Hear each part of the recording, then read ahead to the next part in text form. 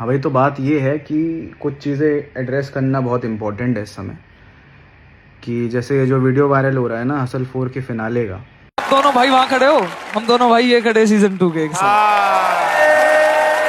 कोई सा भी जीते फर्क नहीं पड़ता भाई, जीत हो चुकी है। पहला ईपीआर सीजन 1 के भाई इधर खड़े हैं। आजा भाई, मूवमेंट है यार। This is iconic man, this is iconic. इसका इशू क्रिएट कर रहे हैं बहुत लोग कि सारे सीज़न के विनर्स थे, रनर अप्स थे वहाँ पे, है ना। और बहुत आइकॉनिक सा मोमेंट बन रहा था। प्राउड होके फर्स्ट और सेकंड जो आए थे वो पैर होके बोल रहे हैं कि हम देखो सीज़न 2 की ये खड़े, हम देखो ये खड़े हैं सीज़न 4 के, सीज़न 1 के ये खड़े हैं। ठीक है, और प्राउड होना भी चाहिए यार, क्योंकि बहुत हिस्टोरिक मोमेंट है ना असल की जर्नी में अगर आप देखो तो। और सीज़न 3 के क्या भाई, सीज़न 3 का वहाँ पे उदय अकेला खड़ा है। मुझे और उदय को उस समय कैसा लग रहा है, उदय को कैसा लग रहा है वो आप देख ही लो। उस वीडियो के नीचे उसको ये लिखना पड़ रहा है मेरे भाई को कि यार अकेले पड़ गया था यार, है ना। और इस चीज़ की मुझे लोग फालतू की हेट दे रहे हैं कि तुम में इतना किस चीज़ का ईगो था कि सारे सीज़न के विनर्स और रनरअप्स थे वहाँ पे, पर तुम नहीं पहुँचे और तुमने दगा दे दी उदय को, और ये और वो जो भी स्क्रीनशॉट हैं देख लो तुम लगे हुए। तो मेरी ईगो, मैंने दगा दे दी, ये तो तुम MTV असल से पूछो ना कि किसने इसकी ईगो, किसने दगा दे दी, क्यों नहीं बुलाया। और ना बुलाया यार, सेल्फ रिस्पेक्ट थी ना मेरे अंदर। तुम्हारे भाई ने अपना ईमान चुना और बिन बुलाए मेहमान बन के जाने की गलती नहीं करी। तो लोग मुझे गलत समझ रहे हैं तो इनसे पूछो ना कि why did these people rob me and Uday of that privilege, कि हम भी वहाँ खड़े होके बोल पाए कि ये खड़े सीज़न 3 के भी भाई, जिन्होंने सिंगल हैंडेडली जो तुम्हारे सीज़न की नींव थे उनमें से एक बंदे यहाँ भी खड़े हैं। जवाब दो भाई, जनता मांग रही है ना जवाब। खैर ये लोग क्या ही जवाब देंगे, मैं तुम लोग को बताता हूँ रियलिटी कि क्या हुआ, क्यों नहीं बुलाया। पहला reason, because I am not as famous as the winners and runner ups of the previous seasons. ठीक है, तो मुझे बुला के क्या ही करेंगे, मेरा क्या ही योगदान होगा इनके TRP में। तो इनने कहा ऐसी तैसी करा दो, होगा रनर अप, हमें फ़र्क नहीं पड़ता, हम तो उसी को बुलाएंगे जो फेमस है। ठीक है, दूसरा रीज़न तो वो जो मेरे भाई पैंथर ने आके ऑनलाइन बोला था कि the hate towards UP and Bihar is fucking unreal. ठीक है, that is the ultimate truth. और ये बात 16 आने सच है भाई। ठीक है, मैं पहले सीज़न से गिना देता हूँ तुम लोग को ना अपना बैक करने के लिए रीज़न, कि फर्स्ट सीज़न में श्लोका था बिहार से। ठीक है, shout out and respect to Shloka भाई। तो उस बंदे जैसी शुद्ध हिंदी और संस्कृत कोई पिरो नहीं सकता रैप में। ठीक है, उस लेवल की जब वो करते थे उस समय, है ना। उनको कभी पूछा इन लोगों ने? द रीज़न बीइंग बिहार से।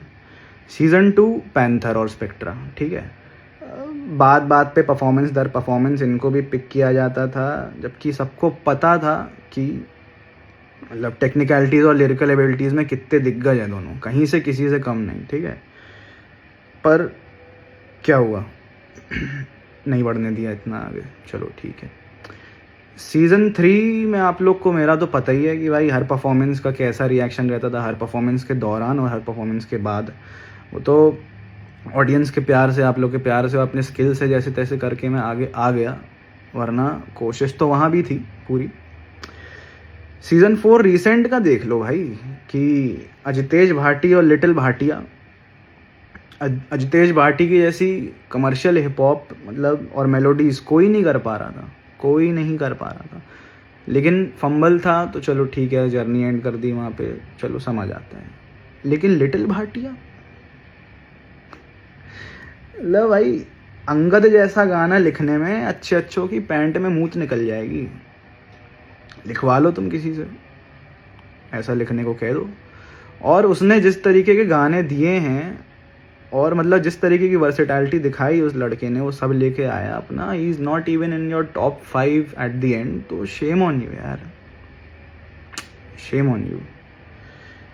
The only right thing you people do is when it comes to deciding the OG hustler title, है ना, वो हर सीज़न में डिजर्विंग बंदे को मिला है. सीज़न 2 में ग्रेविटी, सीज़न 3 में सौरभ भाई, सीज़न 4 में सियाही, सब डिजर्विंग है. ठीक है, तो जब तुम लोग को सही गलत की इतनी समझ है तो फिर ये स्टेट वाइज का खेल और इतना फेवरेटिज्म ये क्यों भाई, क्यों?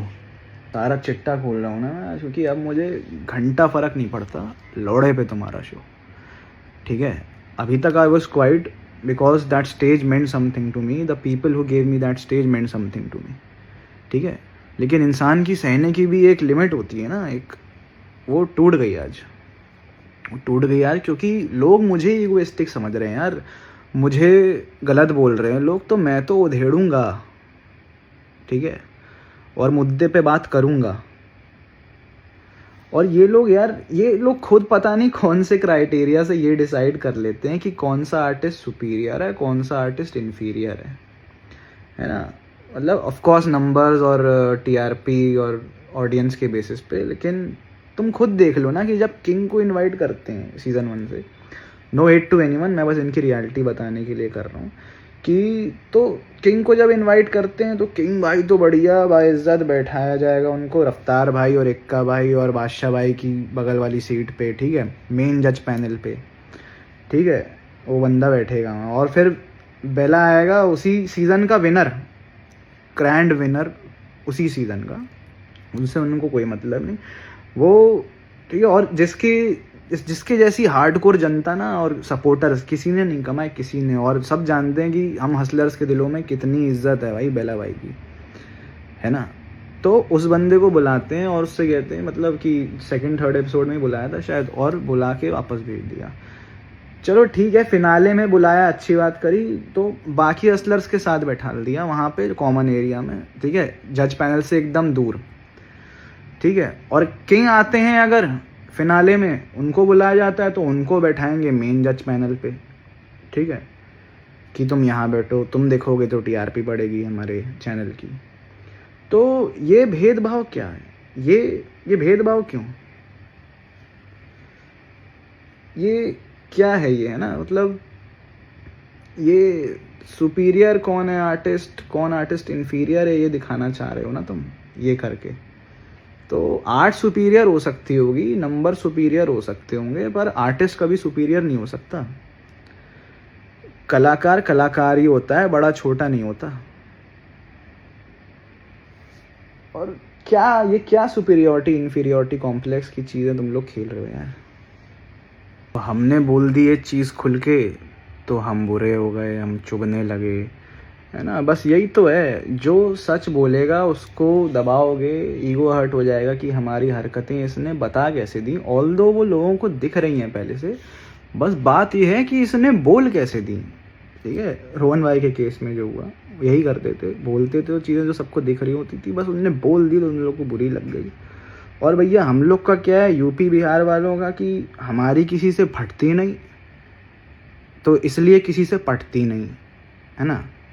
Hence all the hatred towards UP and Bihar.